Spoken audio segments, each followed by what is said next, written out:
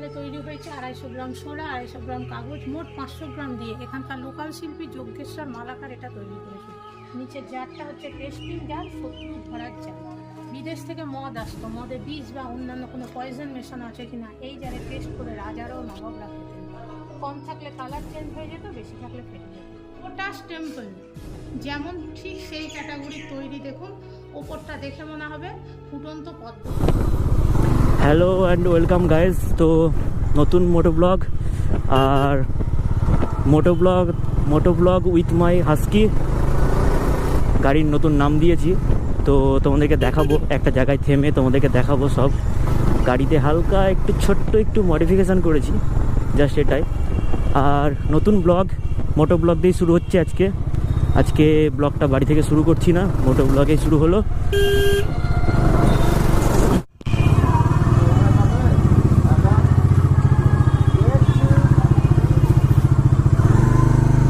ছোটোবেলাকার school guys, এই স্কুলের পাশ দিয়ে আসলে পরে একটা স্মৃতি জড়িয়ে থাকে।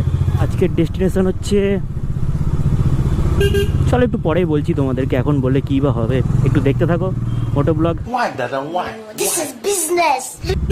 অনেকদিন তো মোটো ব্লগ করিনি, এমনি নর্মালি ব্লগ করছিলাম। তো আগের দিন করেছিলাম গাড়ি আনার সময় হালকা একটু, তো ওটুকুই যা। তো অনেক দিন পর আবার মোটো ব্লগ সেট আপে আমি এই দিনটারই অপেক্ষা করছিলাম যে কবে গাড়িটা আসবে, কারণ এই ফ্রেমটা একটু মোটো ব্লগের সাথে অ্যাডজাস্ট করে নাও, কারণ আগের ফ্রেমটা অনেকটাই ছোট ছিল, এটা একটু বড়, মানে গাড়ি আন্দাজে। তো এই ফ্রেমটা কেমন লাগছে আর আগের ফ্রেমটা কেমন লাগতো তোমাদের একটু কমেন্ট করে জানিও অবশ্যই। আর আমাকে একটা গ্লাভস কিনতে হবে, ভাবছি রাইনক্সের নেব, কিন্তু গরমে পরে বেড়ানো যাবে না, যা গরম।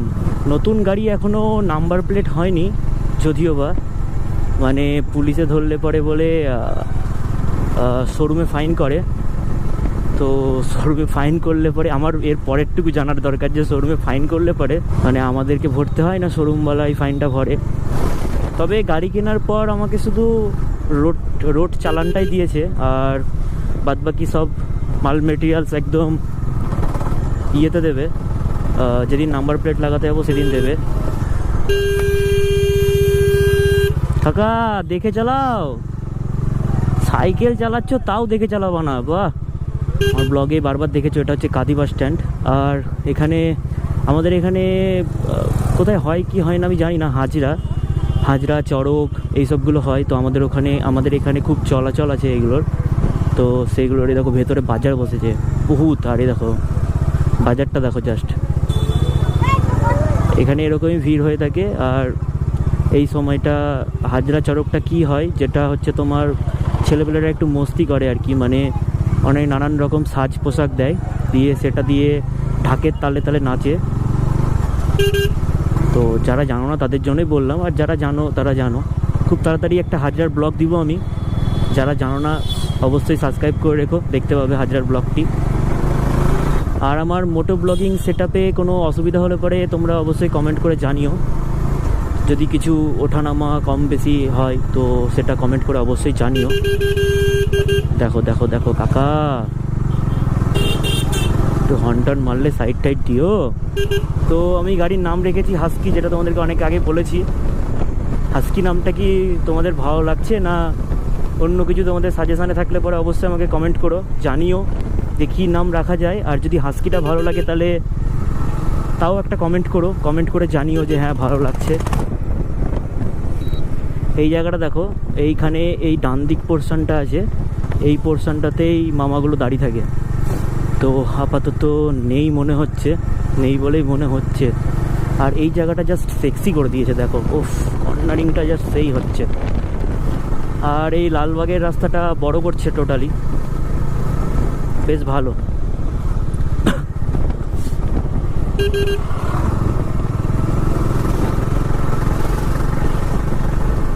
দেখো যে রে কাকা,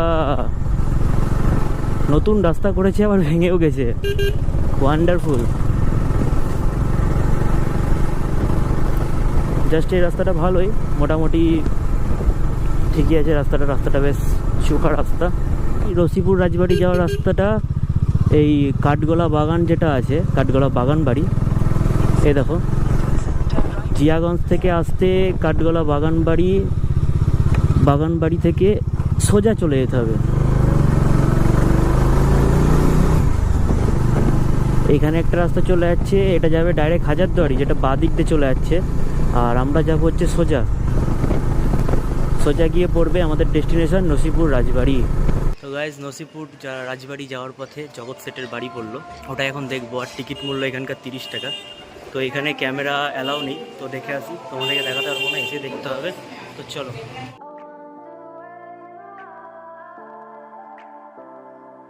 তো গাইজ এটা হচ্ছে জগৎ সেটের বাড়ির টিকিট, আর দেখে আসলাম। আর মিউজিয়াম আছে পুরোটাই, জগৎ সেটের বাড়িতে পুরোটাই টোটালি মিউজিয়ামে ভরা। আর এখন চলে আসলাম, তো দেখানোর মতো কিছু নেই, বুঝতেই পারছো, ক্যামেরা অ্যালাউ নেই। তো চলো, কই না। এই টিকিট নসিপুর রাজবাড়ির। আরে দেখো, এটা রাজবাড়ির ফ্রন্ট ও রাজবাড়ির ওপর, আর এটা হচ্ছে প্রবেশ পথ, এটা দিয়ে প্রবেশ করতে হবে। উপরে দরজাগুলো পুরো একদম হাজারদুয়ারির মতো বড় বড় একদম। ওহ, সত্যি এরকম একটা যদি বাড়ি থাকতো না আমার। দেখো ঢুকতেই লেখা আছে 1776 খ্রিস্টাব্দ। আর বাদ বাকিটা তোমরা পড়ে নিও। এটা হচ্ছে ঐতিহাসিক নসিপুর রাজবাড়ি, প্রতিষ্ঠাতা হচ্ছে রাজা দেবী সিং। 1776 খ্রিস্টাব্দে স্থাপিত। দেবী সিং ছিলেন ইস্ট ইন্ডিয়া কোম্পানির ট্যাক্স কালেক্টর। জোর জুলুম করে খাজনা আদায় করার জন্য ইতিহাসের খাতায় কিন্তু দেবী সিংকে ডাকাত দেবী সিং বলা হতো। রাজা উপাধি পাওয়া ব্রিটিশদের কাছ থেকে অনেক পরে।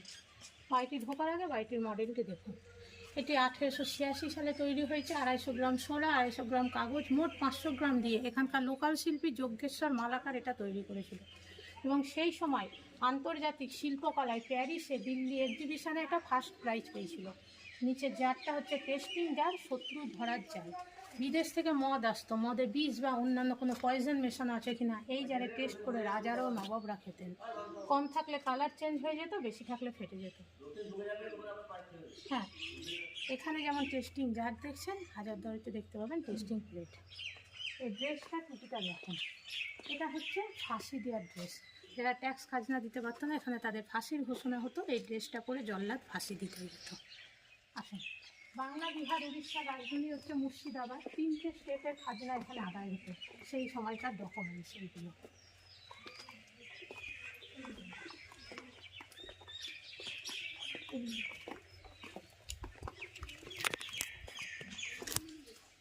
এই ফাঁকা জায়গাটা দেখুন, লোহার 4টে পিলার রয়েছে। এটা ছিল নাচমহল, এখন সেটা ফাঁকা মহল।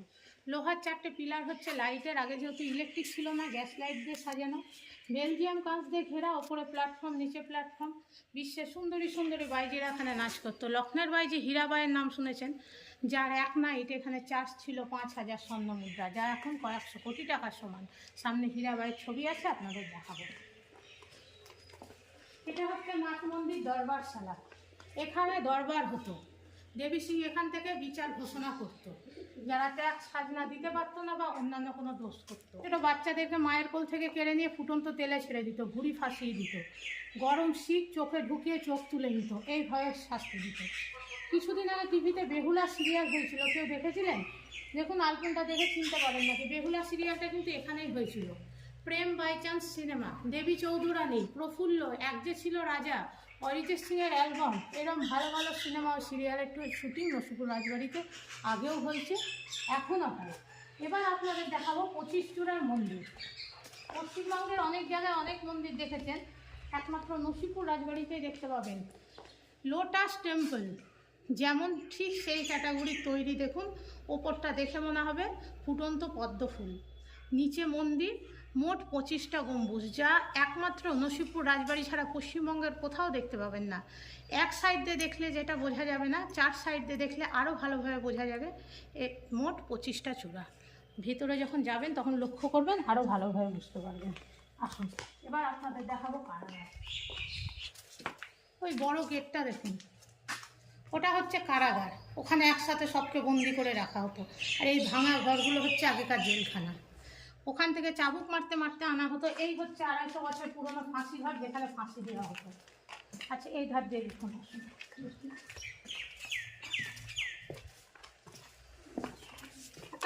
ঝুলানো আছে দেখুন ফাঁসিভাবে।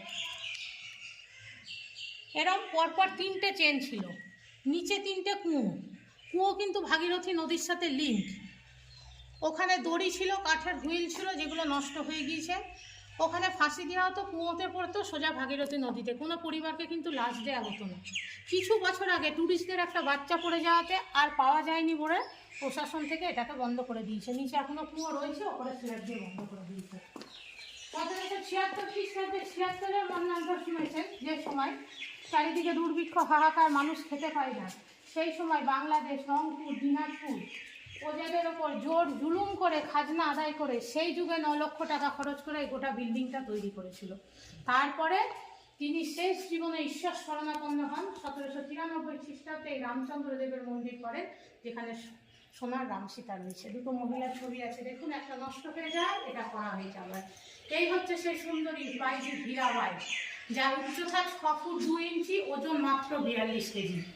British governor Lord Warren Hastings, যার আন্ডারে দেবী ট্যাক্স কালেক্টর হয়েছিল, তখন দেওয়ান ছিল রেজা খার আন্ডারে তিনি ট্যাক্স কালেক্টর হয়ে নিযুক্ত হন। এই হচ্ছে দেবী সিং, যার বাড়িতে আপনারা এসছেন। দেবী সিংয়ের কিন্তু 2টো বিয়ে ছিল, নিজস্ব কোনো পুত্র সন্তান ছিল না। বংশ রক্ষা করার জন্য পাশে ভাই কীর্তিচার সিং তার সন্তানকে দত্তক নিয়েছিল, তারই ছেলে ভূপেন্দ্র নারায়ণ সিং। এবার শ্বেত পাথরের জাফরি বা জালের কাজগুলি দেখুন 250-300 বছর আগেকার। তাজমহল আর নসিপুর রাজবাড়ি ছাড়া আর অন্য কোথাও পাবেন না। প্রতিটি কাজ সমান, আর নকশাগুলি দেখুন সূক্ষ্ম সূক্ষ্ম। একটা ছোট বড় হলে সব কটা ভাঙা পড়তো। সেই সময় ভাবুন, পাথর কাটা কোনো মেশিন ছিল না, ছেনি হাতুড়ি হাতের দ্বারা করা হয়েছে। 90 দিনে এই টোটাল কাজটা কমপ্লিট করা হয়েছে। আর যেসব শিল্পী দিয়ে করানো হয়েছে তাদের 2 হাত কেটে নেওয়া হয়েছিল। এটা হচ্ছে পশ্চিমবঙ্গের সবচেয়ে পুরনো রামচন্দ্র দেবের মন্দির। এখানে প্রত্যেকটি মূর্তি কিন্তু সোনা, রূপা, অষ্টধাতু, কষ্টি পাথরে। এখানে 33 কোটি দেবদেবী রয়েছে। রাম, লক্ষ্মণ, সীতা, গঙ্গা, যমুনা, লক্ষ্মী, সরস্বতী, নারায়ণ, গণেশ, প্রতিটি দেবদেবী আছে। চোখ বুলিয়ে দেখুন, যা প্রতিদিন সকাল বিকাল এখানে নিত্য পুজো হয়। আর এখানকার প্রধান উৎসব ঝুলন রথ। ঝুলন রথের সময় সামনের ফাঁকা বেদিটা দেখছেন, ঠাকুরগুলোকে এনে খুব সুন্দর করে সাজানো হয়। ভেতরে একটা ছবি বাঁধানো আছে দেখুন, বাইরের ছবিটা একই। বর্তমান রাজবাড়ির যিনি রাজা, যার আন্ডারে রাজবাড়ি এখন, ওনাদের পিতা ও মাতা রাজেন্দ্র নারায়ণ সিংহ, কুসুম কুমারী, এনারা মারা গিয়েছেন। রাজা এখন কলকাতায় থাকেন। এনাদের সন্তান বছরে 2 বার আসেন ঝুলন বা রথের সময়। 5ম জর্জ, যার ছবি আগেকার মুদ্রায় দেওয়া থাকতো। রেজিয়াম কাছে রাজা ও তার বংশধরদের ব্যবহার করা হয় না। এবার আপনাদের দেখাবো জাগ্রত ডাকাত কালী। তার আগে দেখুন মদন মোহন, রাধাকৃষ্ণ, জগন্নাথ, বলরাম, সুভদ্রা, কষ্টি পাথরের, নারায়ণ শিলা, গোপাল। রাধাকৃষ্ণ কিন্তু অষ্টধাতুর মধ্যে একটা ধাতু কিন্তু সোনাও রয়েছে। আর এখানকার প্রতিটা ঠাকুর কিন্তু দেবী সিংয়ের নিজের হাতে আজ থেকে 250-300 বছর আগে প্রতিষ্ঠা করা, নতুন কোনো মূর্তি নয়।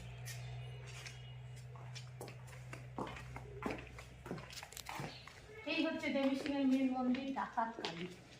দেবী সিং পানিপথ থেকে এসেছিল নিজে ব্যবসা করবে বলে, এই কালী ঠাকুরকেও পানিপথ থেকে নিয়ে এসেছিল। ভীষণ জাগ্রত এই কালী। এই কালীকে যখন নিজের কর্মে যেত, পুজো করে যেত। মা আশীর্বাদ রূপে যতক্ষণ না একটা ফুল দিত, ততক্ষণ দেবী সিং নিজের কর্মে যেত না। এই কালী ঠাকুরকে এখানে 3টি দেবী রূপে প্রতিষ্ঠা করা আছে। আমাদের কালী ঠাকুরের পায়ের নিচে থাকে মহাদেব। এখানে উঠে দেখুন, এই কালী ঠাকুরের পায়ের নিচে আছে নেকড়ে বাঘ। বাঘের ওপর দাঁড়িয়ে আছে বলে নবদুর্গা, জয় দুর্গা রূপে পুজো করা হয়। জীব নেই কালী ঠাকুরের, দেখুন জীব নেই বলে লক্ষ্মী রূপে পুজো করা হয়। এটা কালো কষ্টি পাথরে বলে কালী রূপে পুজো করা হয়। এতটাই জাগ্রত এখানকার মা, এখন এখানে যে যা মানত করে তার মনে বাসনা পূর্ণ হয়। প্রতি অমাবস্যায় যাগযজ্ঞ করে পুজো হয়। বছরে 2 বার কালী পুজো ও দুর্গা পুজোর সময় এখানে প্রচুর লোকজন বসিয়ে নরনারায়ণ সেবা করা হয়। আর আপনাদের দক্ষিণার ওপরে মায়ের নিত্য পুজো সেবাটা। তাই যে যা পারবেন থালাতে মায়ের নামে কিছু দিলে দিন, আর এগিয়ে আসুন। তারপর আর সেরম বোঝানোর নয়, পরপর 2টো বজরংবলীর মূর্তি আছে দেখুন। এখানকার বজরংবলী পায়ের নিচে একটি নারী রয়েছে, যাকে বলা হয় মৌরানা রাক্ষসী। এটাও কিন্তু একটা পাথরের, দেখুন কোনো জয়েন্ট নাই। পরপর 2টো আছে পাথরের তৈরি, কোনো জয়েন্ট নাই। তার পাশেরটা হচ্ছে জগন্নাথ, বলরাম, সুভদ্রা, নিম কাঠের। আমরা 33 কোটি দেবদেবীর মন্দির দেখলাম, কিন্তু সবাই তো 33 কোটি দেবদেবীর নাম জানি না। দেবী সিংহের বংশধর নিম কাঠের সমস্ত মূর্তি বসিয়েছে, যা ওপরে নাম লেখা রয়েছে। আপনারা মন্দিরটা গোল করে পরিক্রমা করুন, তারপরে আপনাদের মিউজিয়ামে উঠিয়ে দেবো। আর যা ছবি টবি তোলার ভিডিও করার এখানেই করে নিন, আর মিউজিয়ামে আর ভিডিও ক্যামেরা অ্যালাউ নেই। अच्छा हमको सिखा रिया है। দেখলে তোমরা মানে সব কিছু ইতিহাসের দ্বারা হলো।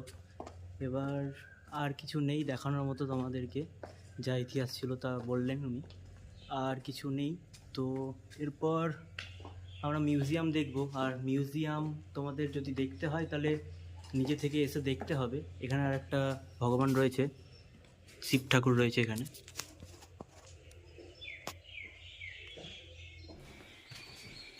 গাইস পিওর কাঠের সিঁড়ি একদম। তো গাইস ভিডিওটা এই পর্যন্তই ছিল। যদি তোমাদের ভালো লাগে তাহলে অবশ্যই একটা লাইক করে যেও। আর পিছনে দেখছো তো রাজবাড়ি, তো এর ভেতরে ক্যামেরা একদম অ্যালাউ নেই। আর যেটুকু তোমাদের পেরেছি সেটুকু বলেছি, বাদ বাকিটুকু চলো তোমরা নিজে চোখে এসে দেখবে, তবেই ভালো লাগবে। তো চলো বাই বাই। দেখা না দিলে বন্ধু কথা কইও না।